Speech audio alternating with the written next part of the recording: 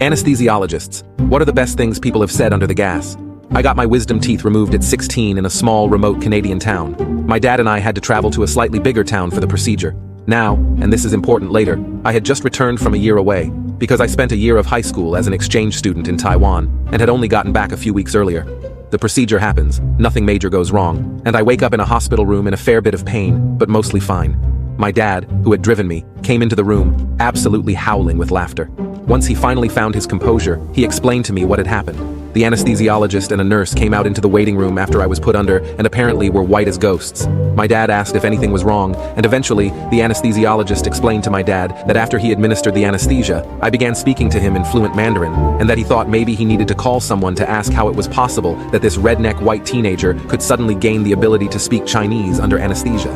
My dad thought this was the funniest thing he'd ever heard and explained that I already knew Mandarin from my year in Taiwan.